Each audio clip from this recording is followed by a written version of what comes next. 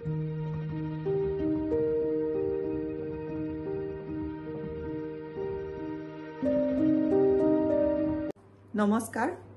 মই কুন্তলা দত্ত মোৰ আনিটি ভিডিঅ'লৈ আপোনালোকক স্বাগতম। এই ভিডিঅ'টোত হোপোনোপোনোত নিজক ক্ষমা কৰাৰ বিষয়ে মই কিছু কথা কম। হোপোনোপোনোত নিজক ক্ষমা কৰা ব্যৱহাৰ কৰা হয় আমাৰ নিজৰ মনৰ ভিতৰত থকা দোষ, অনুতাপ বা যিকোনো অভিযোগ, নিজৰ বিষয়ে যিবোৰ আমাৰ ভ্ৰান্ত বা কিছু ঋণাত্মক চিন্তাধাৰা থাকে তাৰ পৰা মুক্তিৰ বাবে হোপোনোপোনোত এই কথাখিনি ব্যৱহাৰ কৰা হয়।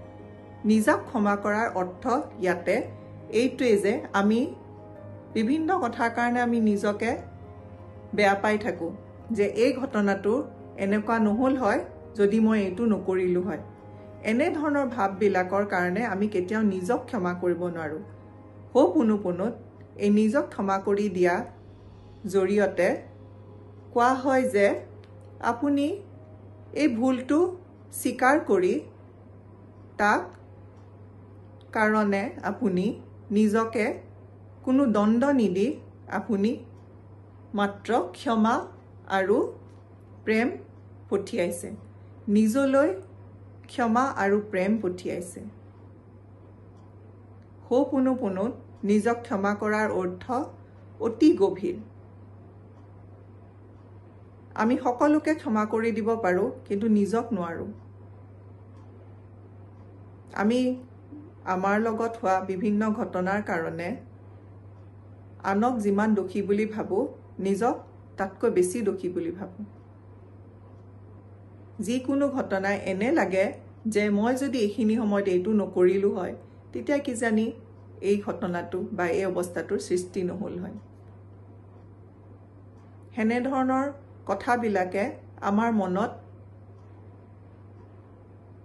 মনোজগতত বিভিন্ন ধৰণৰ প্ৰতিক্ৰিয়াৰ সৃষ্টি কৰে, যিয়ে আমাৰ শৰীৰতো প্ৰতিফলিত হয়। মনৰ অশান্তি সদায় শৰীৰত প্ৰতিফলিত হয়, আপোনালোকে জানে। এনেধৰণৰ কথাবিলাকে আমাক ভিতৰি ভিতৰি অসুস্থ কৰি দিয়ে, শাৰীৰিক আৰু মানসিক দুয়োভাৱে। যেতিয়া হোপোনোপোনোত কোৱা হয় যে মই নিজকে ক্ষমা কৰি দিছোঁ, ইয়াতে ফৰগিভনেছ বিচৰা হয়, নিজৰ ওচৰত নিজক ক্ষমা কৰি দিয়া হয়, তেতিয়া আমি নিজৰ মনলৈ প্ৰেম আৰু ভালপোৱাৰ বাৰ্তা পঠিয়াওঁ, নিজক একচেপ্ট কৰিবলৈ শিকোঁ।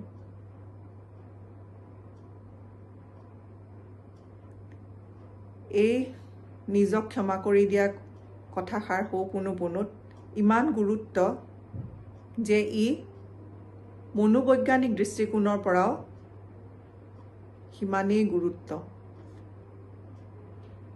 সেইকাৰণে হোপোনোপোনো অকল এটা প্ৰাৰ্থনা হৈ থকা নাই,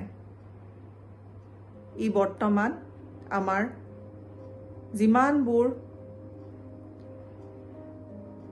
মনৰ লগত জড়িত অসুখ, যেনে ষ্ট্ৰেছ, এংজাইটি বা অন্যান্য মানসিক কিছু ভাৰসাম্যহীনতা, সেনেধৰণৰ সকলো ধৰণৰ বুলিয়ে ক'ব পাৰি, যিবোৰে আমাৰ মানসিক অশান্তিৰ সৃষ্টি কৰে, সেনেধৰণৰ সকলো ধৰণৰ অৱস্থা বা ঘটনা বা পৰিৱেশৰ পৰা আমাক পৰিত্ৰাণ দিব পাৰে। মই ইমানতে আজি সামৰিছোঁ। পিছৰ ভিডিঅ'ত আকৌ লগ পাম। আজি এইটোৱেই যে প্ৰধান কথা ক'লোঁ যে নিজক ক্ষমা কৰি দিবলৈ মানুহৰ সকলোতকৈ কষ্ট, কিন্তু হোপোনোপোনোৱে আপোনাক সেইটো সহজ কৰি তোলে। ধন্যবাদ।